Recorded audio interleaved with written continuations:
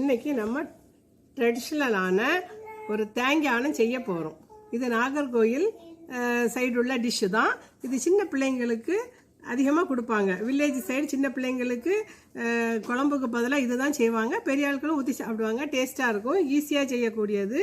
இதுக்கு தேங்காய், ஒரு வத்தல், புளி, உப்பு, லாஸ்ட்டில் ஜீரகமும் வெங்காயமும் போடுவாங்க. போட்டு நல்லா மையாக அரைக்கணும். மிக்சியில் அரைச்சிட்டு தாளிக்க கடுகு, வத்தல், கருவேப்பிலை போட்டு தாளிப்பாங்க.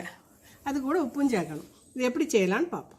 எடுத்து அதில் நம்ம வத்தலை பிச்சு போட்டு அதுக்கு கூட எடுத்து வச்சுருக்க தேங்காய், ஃப்ரெஷ் தேங்காய் துருவலையும் போட்டு கூடவே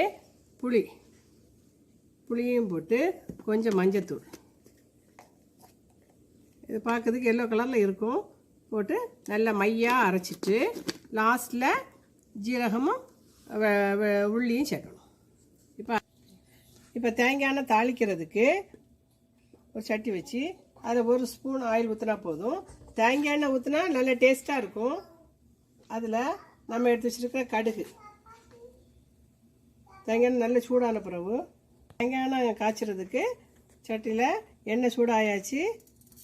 அதில் ஒரு ஸ்பூன் கடுகு, கூடவே 2 வத்தல், கருவேப்பிலை போட்டு தாளிச்சுட்டு நம்ம எடுத்து வச்சுருக்கிற தேங்காய் அந்த அரைப்பையை போட்டு இதுக்கு கூட ஒரு அரை கிளாஸ் தண்ணி ஊற்றணும்.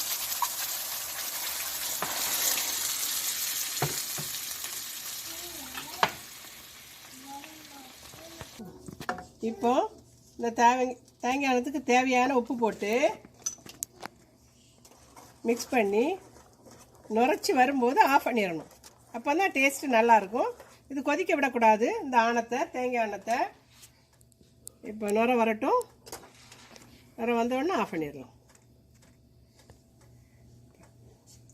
இப்போ அழகாக நுரைச்சி வருது. இப்போ நுரைச்சி வந்தோடனே நம்ம ஆஃப் பண்ணிடலாம். எல்லா சைடும் 4 சைடும் நுரைச்சி வரட்டும்.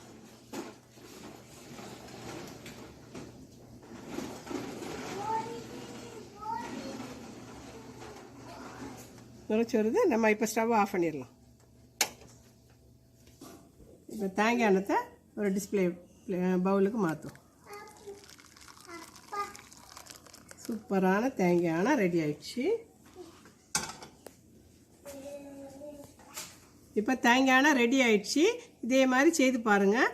இது ரைஸு கூட சாப்பிட, சுட ரைஸில் ஊற்றி சாப்பிட அதுக்கு காம்பினேஷனாக துவையல், கொத்தமல்லி துவையல்.